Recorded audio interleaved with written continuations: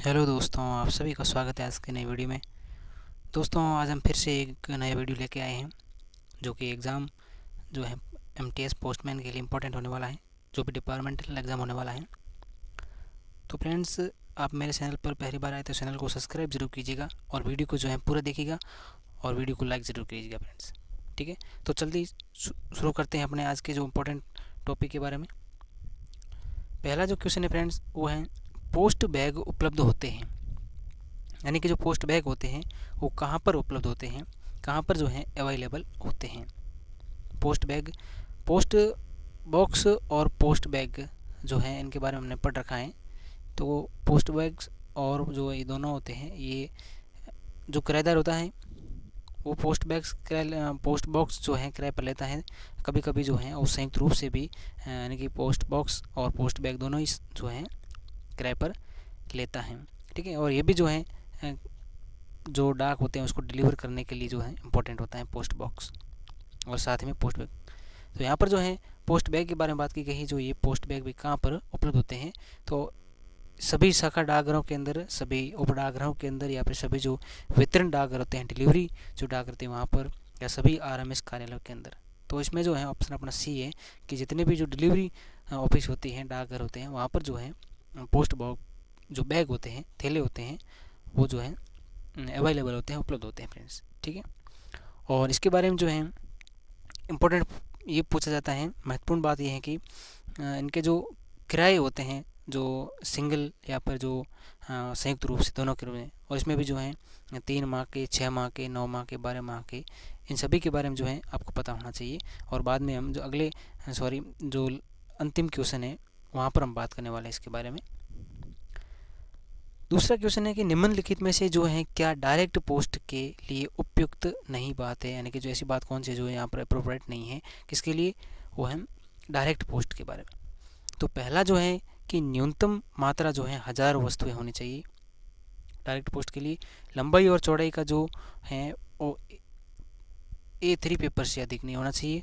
वस्तुओं पर पाने वाले का जो पता लिखा होना चाहिए। तो डायरेक्ट पोस्ट के लिए फ्रेंड्स ये सभी जो बातें हैं लागू होनी चाहिए। और इसके साथ ही एक बात और जो है ऐड कर लो कि इसमें जो है बिना पते के भी हम जो है डायरेक्ट पोस्ट को जो है भेज सकते हैं, बिना एड्रेस के भी। ठीक है, तो ये चीज़ भी जो है कभी कभी पूछी जाती है फ्रेंड्स। अपना ऑप्शन जो है डी सही है।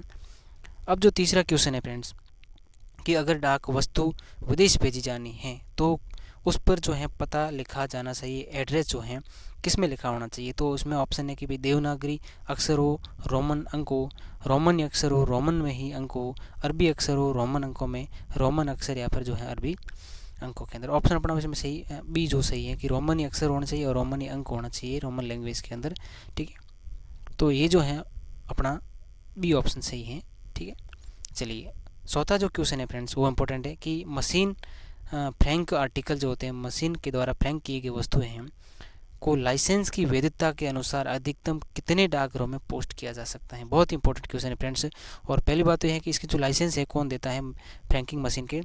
तो जो एसपी होते हैं या एसएसपी कह सकते हैं, जो सुप्रिटेंडेंट होते हैं, मंडल अधीक्षक होते हैं, हेड ऑफ डिवीज़न कह सकते हैं उसको। तो ये जो होता है वो क्या करता है, फ्रैंकिंग जो मशीन होता है उसको लाइसेंस देते हैं। और मशीन जो होती हैं यानी कि फ्रैंकिंग मशीन दो प्रकार के होते हैं। एक तो होता है EFM यानी कि जो इलेक्ट्रॉनिक फ्रैंकिंग मशीन, और एक होता है रिमोटली मैनेज्ड फ्रैंकिंग मशीन। तो ये भी इंपॉर्टेंट है। अब यहाँ पर पूछा गया कि अधिकतम जो है कितने डाकघरों के अंदर पोस्ट कर सकते हैं फ्रैंकिंग वस्तुओं को। तो ऑप्शन जो है 2 सही है, सी आंसर सही है। और वो भी जो है जो सुप्रिटेंडेंट जिस पोस्ट ऑफिस को जो है ऑथराइज करता है, निर्धारित करता है, उसी के अंदर जो है उस पोस्ट किया जा सकता है। तो वो 2 पोस्टें होगी जो सुप्रिटेंडेंट जो होते हैं, जो जिसको ऑथराइज करेंगे, निर्धारित करेंगे, वो पोस्टें होगी। और वो कितनी हो सकती है, अधिकतम 2 हो सकती है फ्रेंड्स। ठीक है, तो ऑप्शन सी अपना सही आंसर है। इंपॉर्टेंट क्वेश्चन है ये। अगला है निम्नलिखित में से किस श्रेणी के डाकघर में सभी प्रकार का जो डाक व्यवसाय होता है। बहुत ही इंपॉर्टेंट और बहुत ही आसान सा क्वेश्चन है। तो शाखा डाकघर के अंदर जो सभी कार्य जो होते हैं वो नहीं होते पोस्ट ऑफिस के। प्रधान डाकघर, उप डाकघर, तो शाखा डाकघर जो होता है उससे जो थोड़ा अधिक जो काम होता है व्यवसाय का काम डाक वो डाकघर के अंदर एसओ के अंदर हो सकता है। लेकिन जो काम एसओ और बीओ के अंदर भी नहीं होते हैं, वो सारा काम जो होता है प्रधान डाकघर के अंदर होता है, यानी कि एचओ के अंदर सभी प्रकार का जो होता है डाक व्यवस्था से संबंधित काम होता है। ऑप्शन अपना जो है बी सही है। छठा क्वेश्चन है, आजमाइश कार्ड के पीछे क्या लिखा होता है।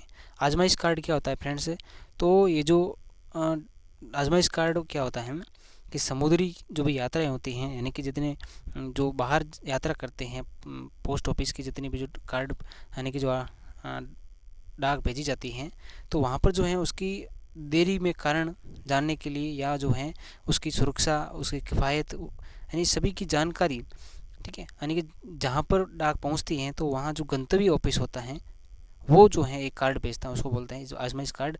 और उसमें क्या होता है, प्राप्ति का स्रोत भी उसके पीछे लिखा होता है, डाक तारीख के जो मोहर हैं, किस दिन डाक पहुँची, ये चीज़ भी होती है, और निपटान का तरीका भी होता है। और इसके साथ ही साथ क्या होता है, वहाँ जो भी पर्यवेक्षक होता है, या यूँ कहें कि वहाँ पर जो संटाई का जो भी यानी कि जो डाकपाल होगा यहाँ पर, तो जो भी वहाँ पर एजेंट होगा वो अपना हस्ताक्षर भी करेगा, और ये सभी जो है इस आजमाइश कार्ड के पीछे लिखे होना चाहिए, यानी ऑप्शन अपना जो है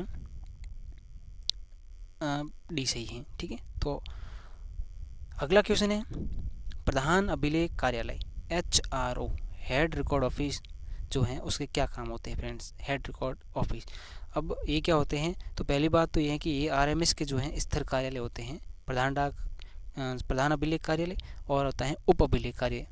ठीक है, उप अभिलेख कार्यालय HRO। अब इनका जो है कि भाई छंटाई का काम करते हैं, या पूरे सर्कल के फुटकर बिल तैयार करते हैं, या डाक की डिलीवरी का काम HRO करते हैं, या फिर जो है सामान्य जनता को पेंशन प्रदान करते हैं।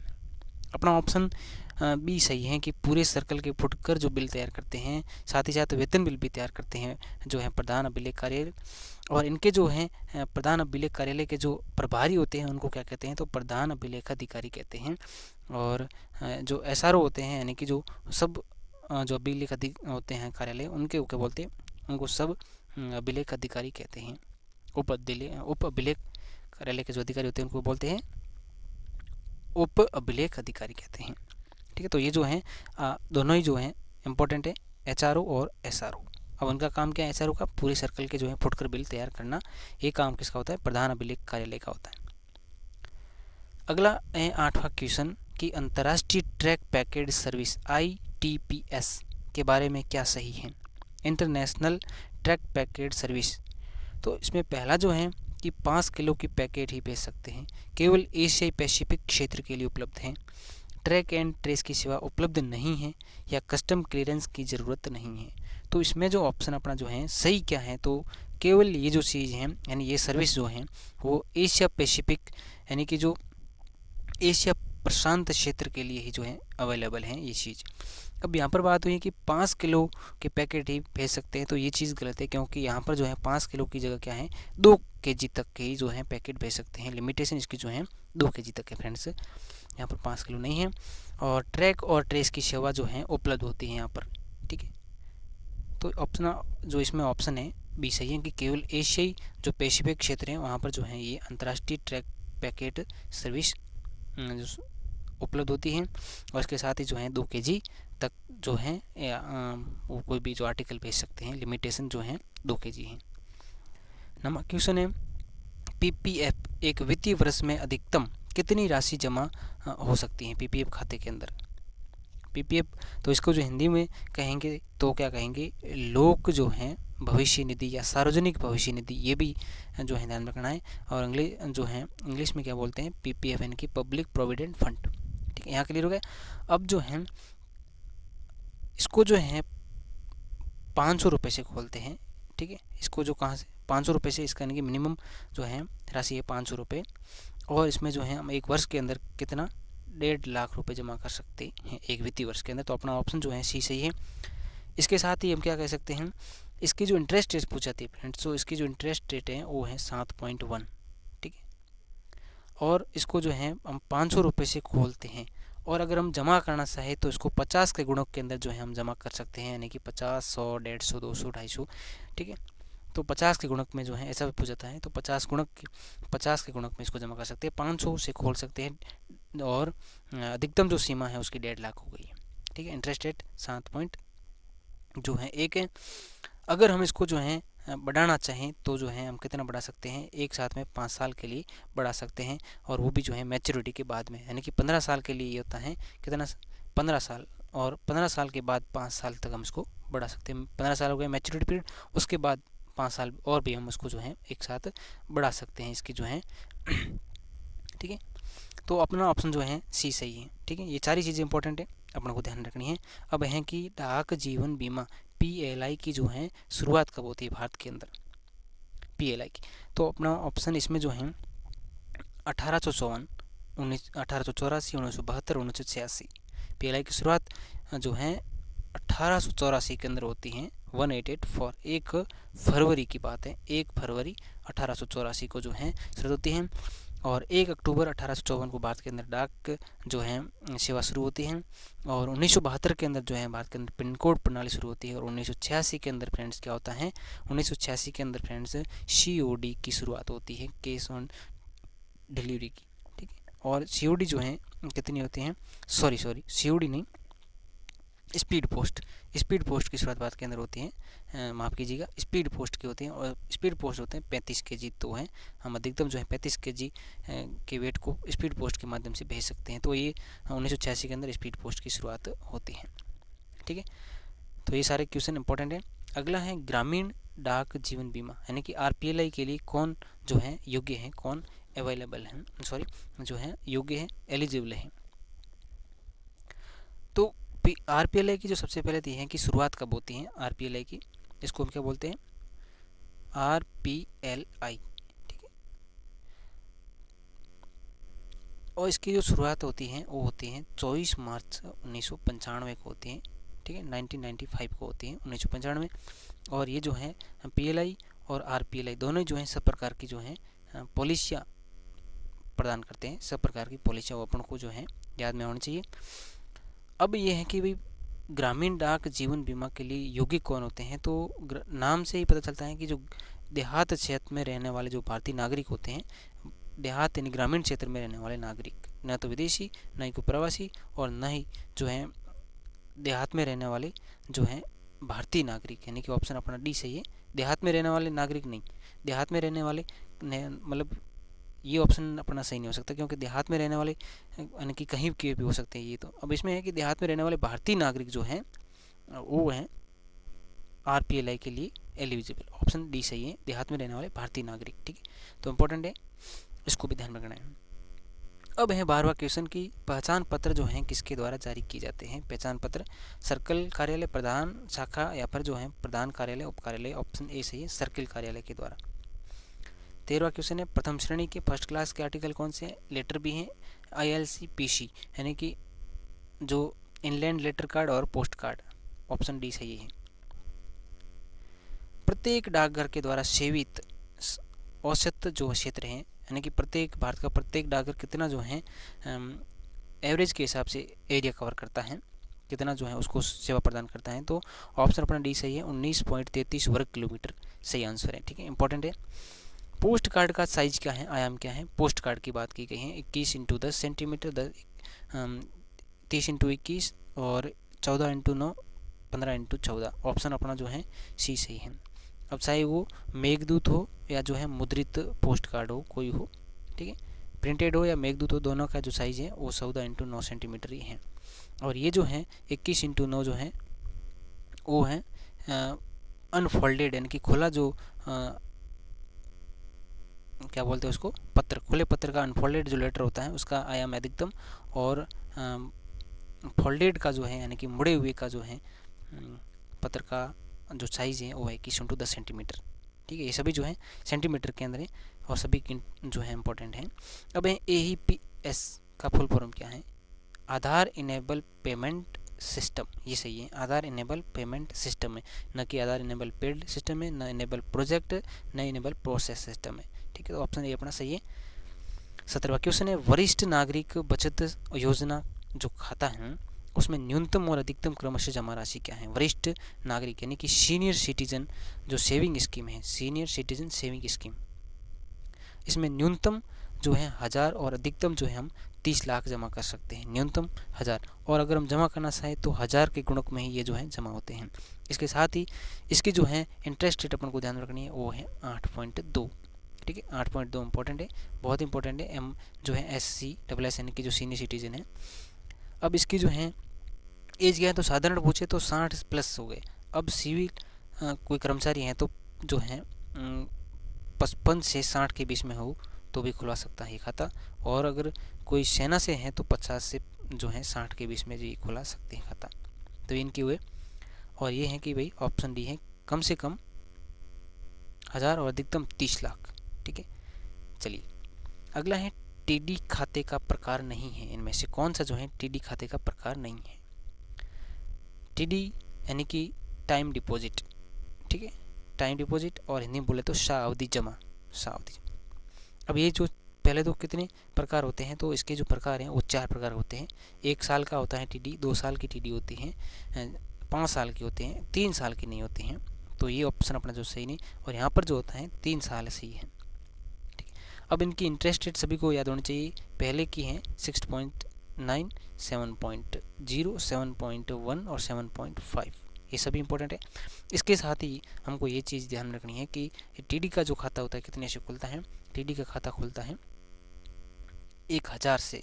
ठीक है, और इसको जो हम 100 के गुणक में जो है जमा कर सकते हैं, 100 गुणक यानी कि 100, 200, 300 ऐसे जमा कर सकते हैं हम इसको, ये चीज़ भी ध्यान रखनी है। इसके साथ हमें क्या करना है कि टीडी का खाता ऐसा खाता है जिसको हम 1 से अधिक बार भी जो है खोल सकते हैं। जिस प्रकार आरडी के खाते खोलते हैं ना, उसी प्रकार टीडी के खाते हम 1 से अधिक खाता, कोई भी व्यक्ति 1 से अधिक खाते खोल सकता है। तो ये चीज़ भी पूछ जाती हैं। ठीक है, चलिए ये हैं सारी चीज़ें इंपॉर्टेंट है टीडी के बारे में।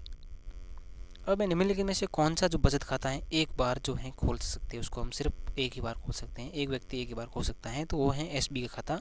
हाँ, पीपीएफ का खाता भी एक बार खोल सकते हैं, और सुकन्या का खाता जो है एक का यानी कि एक बच्चे का एक ही खाता खोला जा सकता है। अगर ये सभी खाते हैं, अगर इसमें जॉइंट खाता खोलना चाहे तो वो अलग बात है। जॉइंट खाता जो है एक व्यक्ति सिंगल और किसी का जॉइंट खाता खोलना चाहे तो खोल सकते हैं, लेकिन अगर सिंगल बात करें तो एक ही खाता खोल सकता है। ठीक है, अब है एसबी। एसबी खाते में क्या जानते हो, तो इसकी इंटरेस्ट आप जो है ध्यान में रख सकते हो। इसकी इंटरेस्ट वर्तमान में जो है 4.0 है, पीपीएफ की 7.1 होगी, और एसएससी की 8.2। ठीक है, ये भी 500 रुपये से खुलता है, ये भी 500 रुपये से, ये 250 रुपये मिनिमम हो गए। ठीक है, तो ये सारी जो चीज़ें आपको ध्यान में होनी चाहिए। अब ये अंतर्राष्ट्रीय डाक वस्तु को वापस मंगाना है तो उसके लिए शुल्क क्या है। अब आपको जो है ध्यान से यही चीज़ पढ़नी है, ऐसे जो है जल्दबाजी नहीं करनी। यहाँ पर लिखा हुआ है अंतर्राष्ट्रीय, कभी कभी यहाँ पर लिखा होता है अंतर्देशीय। ठीक है, तो अंतर्देशीय के लिए है 6 रुपये, और अंतर्राष्ट्रीय कोई चीज़ है तो उसके लिए 30 रुपये लगते हैं, अगर उसको जो है वापस मंगाना, रिकॉल करना होता है। 21वां है पत्र का अधिकतम जो है वेट कितना होता है फ्रेंड्स, पत्र यानी कि लेटर। अब जो है इसमें है 5 ग्राम, 5 केजी, 4 केजी और 2 केजी। तो इसमें ऑप्शन अपना जो है 2 सही है, पुराने जो है नियम के अनुसार। वर्तमान में जो अभी संशोधित हुए हैं नियम, उसके अंदर जो है 500 ग्राम कर दिया गया है, 2 केजी से हटा करके जो है 500 ग्राम कर दिया पत्र का वजन। अगर ऑप्शन जो है 500 ग्राम हो तो अपना सही होगा, और 2 ग्राम 2 केजी है तो 2 केजी सही होगा। अब ऑप्शन पे डिपेंड करेगा। इसके साथ ही जो है 5 ग्राम जो है क्या होता है, तो ILC यानी कि इनलैंड लेटर कार्ड होता है, वो उसका जो अधिकतम वेट होता है 5 ग्राम। 5 केजी किसका हो सकता है, तो 5 केजी जो जो बुक पैकेट होते हैं उसका अधिकतम वेट कितना हो गया 5। और 4 केजी का क्या है, तो 4 केजी में कोई भी अपंजीकृत पार्सल जो है पंजीकृत नहीं किया गया हो, अपंजीकृत पार्सल जो होता है वो अधिकतम कितना हो सकता है 4 केजी का, और इससे अधिक है तो उसका हमें क्या करना पड़ेगा, बीमा कराना पड़ेगा। ठीक है, चलिए निम्नलिखित में से कौन सी जो है प्रीमियम सेवा नहीं है। ठीक है, बीमा कर सकते हैं या फिर जो है रजिस्ट्रेशन, इसको बोलते हैं रजिस्ट्रेशन कर सकते हैं, यानी कि 4 केजी से अधिक पार्सल का। निम्नलिखित में से कौन सी सेवा जो है प्रीमियम सेवा नहीं है। स्पीड पोस्ट, जी बिल्कुल। लॉजिस्टिक पोस्ट भी है, डायरेक्ट पोस्ट भी जो है प्रीमियम है। जो वीपी पोस्ट है वो प्रीमियम सेवा नहीं है। तो ये क्या है, ये है पारंपरिक पोस्ट है, पारंपरिक पोस्ट। ठीक है, इसके साथ ही कौन कौन सी पारंपरिक पोस्ट होती है, तो साधारण जो पत्र होते हैं, पंजीकृत पत्र होते हैं, बीमित पत्र हो गए, और जो वीपी पोस्ट हैं ये जो पारंपरिक होती हैं, और ये होती हैं स्पीड पोस्ट जो है लॉजिस्टिक, और ये जो डायरेक्ट पोस्ट होती हैं इनके बारे में हमने पढ़ा भी है, स्पीड पोस्ट के बारे में, लॉजिस्टिक और डायरेक्ट पोस्ट ये सारी जो होती है प्रीमियम होती हैं, और वीपी जो होती हैं वो पारंपरिक पोस्ट होती हैं। इसके साथ ही वीपी क्या होती है, तो ये जो है सेकंड क्लास की यानी कि दूसरी श्रेणी, द्वितीय श्रेणी के आर्टिकल होता है। ठीक है, ये चीज़ भी ध्यान रखनी है, और ये इसका फुल फॉर्म भी आपको ध्यान रखना है, वैल्यू पेएबल पोस्ट। ठीक है, चलिए पोस्ट बैग और पोस्ट बॉक्स का जो है वार्षिक किराया क्या है। एक चीज़ जो है यहाँ पर ध्यान रखें, यहाँ पर कभी कभी या लिखा होता है तो इसमें अपन गलती कर बैठते हैं, तो यहाँ पर और या में अंतर है, या हो तो सिंगल का पूछा जाता है, और हो तो दोनों संयुक्त पूछा जाता है, और उसमें भी यहाँ पर वार्षिक, मासिक, अर्धवार्षिक जो है ये सारी चीज़ें पूछ जाती हैं। इसको जो है ध्यान से पढ़ना है क्वेश्चन को। तो पोस्ट बैग्स और पोस्ट जो है पोस्ट बैग और बॉक्स संयुक्त किराया वार्षिक पूछा है, तो जो है ऑप्शन अपना डी सही है, 250 रुपये। ठीक है, अगर इनको हमने ऐसे पूछा जाता है कि 3 महीनों का दोनों के सिंगल है, यानी कि पोस्ट बैग या पोस्ट बॉक्स कोई एक है तो 50 रुपये लगते हैं। ठीक है, और अगर संयुक्त का पूछे तो 80। चलिए 24वां क्वेश्चन है, परिवहन कार्यालय जिन थैलों को बिना खोले आगे भेजता है उन थैलों को क्या कहा जाता है, तो उनको बोलता है फॉरवर्ड बैग्स कहते हैं फ्रेंड्स। विशेष थैले क्या होते हैं, तो जिन थैलों के अंदर यानी कि जो थैले विशेष अधिकारियों के लिए यूज किए जाते हैं, उपयोग किए जाते हैं, उनको बोलते हैं विशेष थैले।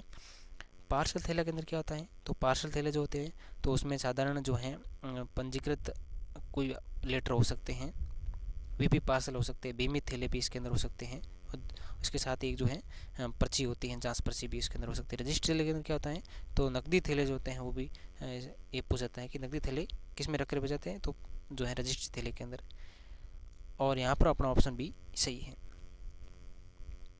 25वां क्वेश्चन है, संटाई डाक कार्यालय के एक सेट के प्रभारी अधिकारी को प्रधान संटाई सहायक कहते हैं। क्या पूछा गया है यहाँ पर ये बताया गया है कि संटाई डाक कार्यालय के एक सेट प्रभारी अधिकारी को क्या बोलते हैं, प्रधान संटाई सहायक कहते हैं। तो टीएमओ के एक सेट के प्रभारी अधिकारी को क्या कहते हैं, परिवहन डाक कार्यालय के एक सेट के प्रभारी अधिकारी को क्या बोलते हैं, वो बोलते हैं डाक मेल या डाक एजेंट बोलते हैं। ठीक है, अब 26वां क्वेश्चन है, क्षेत्रीय जो बंडल हैं वो कब तैयार किए जाते हैं, जब वस्तुओं की संख्या 13, 14, 15 या 25 या उससे अधिक हो। क्षेत्रीय बंडल की बात की गई यहाँ पर फ्रेंड्स। तो सबसे पहले हम देखेंगे बंडल होते क्या हैं। तो बंडल जो है कि अपंजीकृत वस्तुएं होती हैं। अपंजीकृत वस्तुओं जो होती हैं, अपंजीकृत वस्तुओं पर जो लेबल लगा होता है, जो पर्ची होती है, उसको बोलते हैं बंडल कहते हैं। अब ये बंडल जो होते हैं दो प्रकार के होते हैं फ्रेंड्स, एक होता है स्टेशन बंडल, दूसरा होता है क्षेत्रीय बंडल। ठीक, स्टेशन बंडल के अंदर भी क्या होते हैं, तो स्टेशन की जो अपंजीकृत वस्तुएं होती है वो होती हैं, और ये जो है इसमें पेड या अनपेड दोनों ही हो सकते हैं। ये चीज़ भी ध्यान रखनी है कि अनपेड या पेड दोनों ही जो है आर्टिकल हो सकते हैं, लेकिन अपंजीकृत होंगे, ये चीज़ ध्यान रखनी है। अब इनकी संख्या पूछी है, स्टेशन बंडल के अंदर 14 या उससे अधिक हो तब तैयार किए जाते हैं, और क्षेत्रीय बंडल जो होता है तो उसमें जो है 25 या उससे अधिक, दोनों इंपॉर्टेंट है। चलिए, देश में किसी अन्य स्थान पर स्पीड पोस्ट की डिलीवरी के लिए मानक समय क्या है, देश में अन्य स्थान। अब ये जो है तो इसमें ऑप्शन अपना डी सही है कि देश के किसी भाग के अंदर एक स्थान से दूसरे स्थान पर 4 से 5 दिन जो है बुक और डिलीवर होने के अंदर टाइम लगता है। लगभग जो है अधिकतम जो है 4 से 5 है। 1 से 2 जो है स्थानीय लोकल एरिया के अंदर टाइम लगता है। 1 से 3 जो होता है वो मेट्रो के अंदर, और 1 से 4 जो है राज्य की राजधानी और राज्य के बीच में 1 से 4 दिन लगते हैं। अपना इसमें ऑप्शन जो है 4 से 5 दिन सही आंसर डी। 28वां क्वेश्चन है, निम्नलिखित में से कौन सा सही है। RICT का full form rural information and communication technology, यानी कि ग्रामीण जो सूचना और संचार तकनीकी सही आंसर है। ये भी KYC नाउ योर कस्टमर, ये भी सही है। DBT होता है डायरेक्ट बेनिफिट ट्रांसफर, ये भी सही है, यानी कि उपयुक्त सभी सही जो फुल फॉर्म सही है। 29वां क्वेश्चन है, किस जो है निम्नलिखित में से किस आर्टिकल जो है उसका रजिस्ट्रेशन पंजीकरण जो है अनिवार्य होता है। तो कोई भी पार्सल जिसका जो है वजन 4 किलो से अधिक हो तो उसका जो है पंजीकरण अनिवार्य है। ठीक है, बीमा नहीं, पंजीकरण, हमने पहले बात बीमा की थी। तो पंजीकरण जो है 4 के से अधिक कोई पार्सल है तो उसका जो है पंजीकरण अनिवार्य है, ये चीज़ क्लियर हो गई। कोई भी जो है बीमाकृत वस्तु हो तो उसका पंजीकरण भी अनिवार्य है। कोई भी मूल्य दे यानी कि वीपी है तो उसका जो है पंजीकरण अनिवार्य है। इसके साथ ही कोई अगर पोस्ट रीपोस्ट की जाती है, पोस्ट करने के बाद पुनः पोस्ट करते हैं तो उसकी भी जो है पंजीकरण अनिवार्य है। और इसके साथ ही ऐसी वस्तु जिस पर पंजीकृत लिखा हुआ हो तो उसको भी जो है उसका भी पंजीकरण करवाना अनिवार्य होता है। तो ये सारी चीज़ें इंपॉर्टेंट है। अंतिम क्वेश्चन है, उत्तर पूर्वी सर्किल का मुख्यालय कहाँ पर है? ठीक है, तो इसका जो है शिलोंग के अंदर है, मेघालय की राजधानी के अंदर। मेघालय की राजधानी शिलोंग है और इसके अंदर जो है कितने जो सर्किल आते हैं, तो उत्तर पूर्वी सर्किल के अंदर 6 आते हैं। और इसको जो है MMM और ANT इसे याद रख सकते हैं।